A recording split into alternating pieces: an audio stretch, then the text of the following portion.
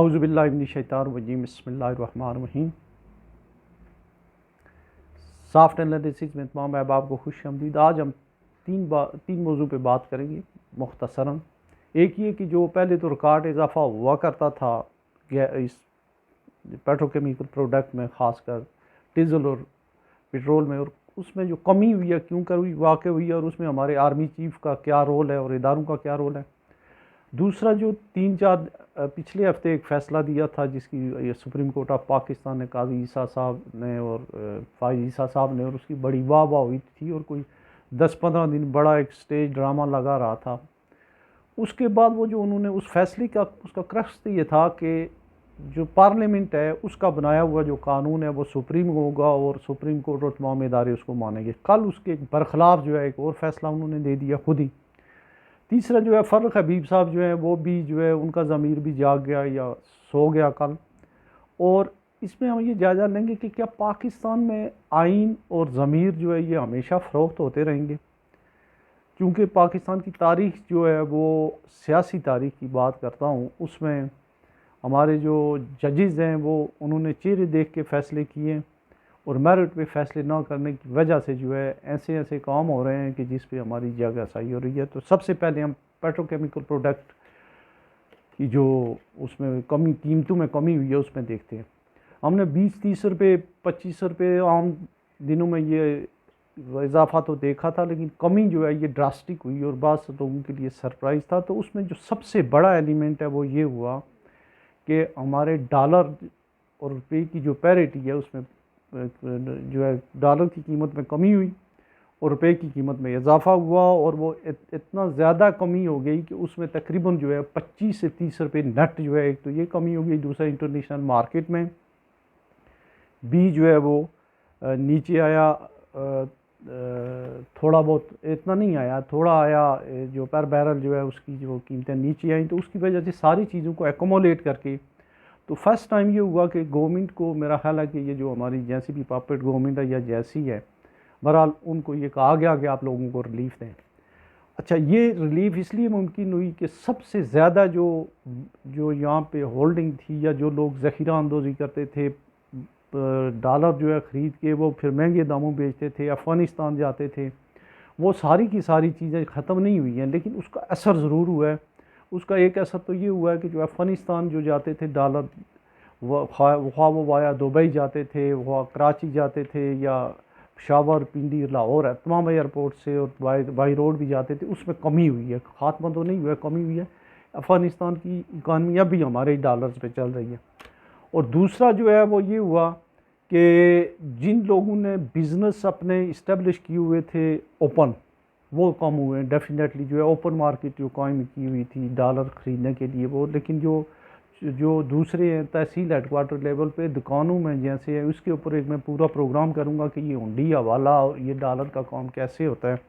तो उसका बहरहाल जो है उसमें कमी आई है। तो कमी आने की वजह से ये इतना नीचे आया, और अगर इसकी प्रॉपरली अगर इदारे इसके ऊपर सख्ती करें, बड़े लोगों पे हाथ डालें, तो ये डॉलर बहुत नीचे आ सकता है और होपफुली जो है ये और भी नीचे आएगा इंशाल्लाह। जो है कीमतें स्टेबल होंगी। इसका दूसरी सेक्टर पे भी जो है वो असर पड़ेगा, जो किराए वगैरह हैं या ट्रांसपोर्टेशन कास्ट है वो कम होगी।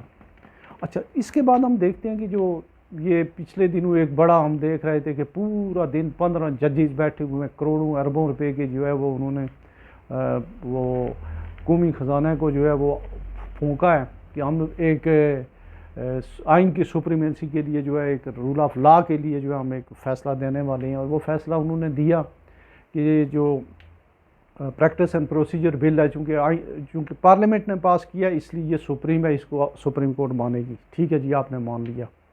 लेकिन उसके बाद जो है ये चीज़ चेहरे देख के, बंदे देख के या सब्जेक्ट दे के फ़ैसले। और एक और फ़ैसला था, केस था 4-5 साल पहले से, कोई मुजीद साहब थे, मुख्तार साहब, उन्होंने ये सुप्रीम कोर्ट में दरख्वास्त दी हुई थी कि जो एक्सेस टू इंफॉर्मेशन के हिसाब से कि मुझे ये बताएं यहाँ पे कितने हैं, आपके पास कितने मुलाजमीन हैं, उसमें जो है किस किस केडर में हैं, वो क्या काम करते हैं, इस तरह की तो सुप्रीम कोर्ट वाले नहीं दे रहे थे।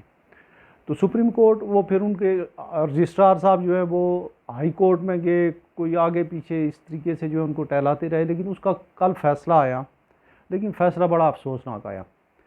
उसमें उन्होंने जो है ये कहा है जी कि नहीं, अब डिटेल जजमेंट आई तो उन्होंने कहा नहीं, उसके तहत तो सुप्रीम कोर्ट नहीं आता है कि जो है हम आपको देने के पाबंद नहीं हैं, हम आपको आइन की आर्टिकल 19A में भी ये है कि जो मफाद आमा के या कोई भी शहरी किसी भी इदारे से पूछ सकता है, हाँ कॉन्फिडेंशियल ना हो, जैसे डिफेंस के बारे में या कोई बहुत ही स्ट्रेटेजिक एसेट्स के बारे में ना हो, पूछ सकता है, वो तो हम देंगे। लेकिन वो बात जो उन्होंने पिछले हफ्ते की थी, एक इस्टेब्लिश एक प्रेसिडेंट सेट की थी कि आइन जो भी पार्लियामेंट कानून बनाएगी वो सब पे लागू होगा, कल सुप्रीम कोर्ट पे उन्होंने उसको लागू नहीं किया है।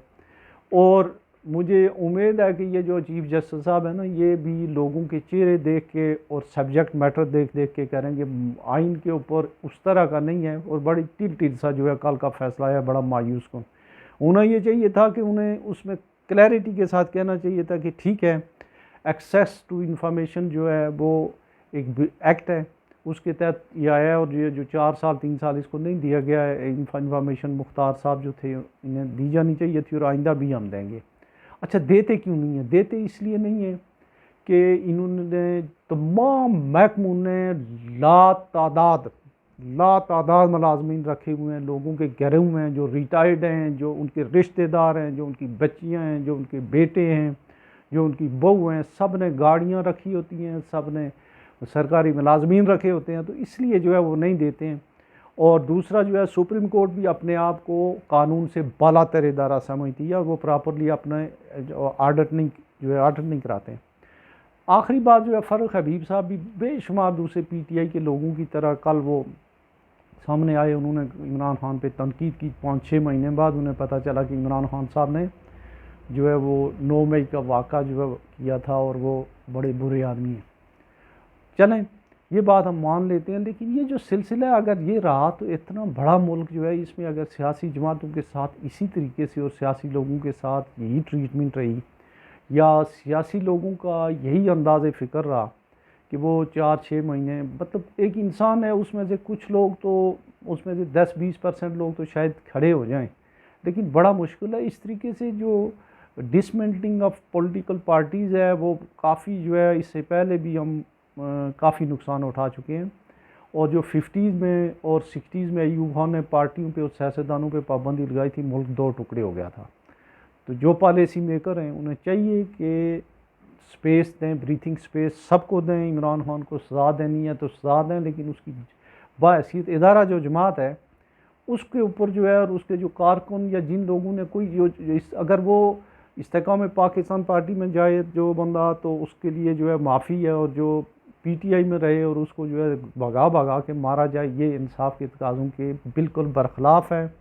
और यहाँ पर भी हमारे काजी ईसा फाइज साहब जो हैं, उनकी आंखें बंद हैं।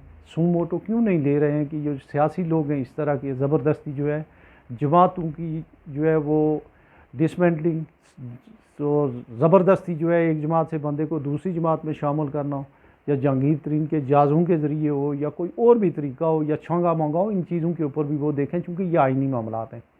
तो अपना बहुत सारा रखिएगा ख्याल। इसके बाद एक जो है वो प्रोग्राम हमारा आएगा इंशाल्लाह इस पे कि ये उंडिया वाला क्या होता है और उसका ऑपरेशन कैसे है, चूँकि हम देहाती और छोटे इलाके के रहने वाले लोग हैं, और हमारे लोग बेशुमार बाहर हैं, तो घर घर कैसे जो है वो पैसे पहुँचते हैं, और उनका जो है वो मोडस ऑपरेंडी मतलब तरीक़ाकार क्या है, तो इसके ऊपर बात होगी। अपना बहुत सारा ख्याल रखिएगा। अल्लाह हाफ़िज़।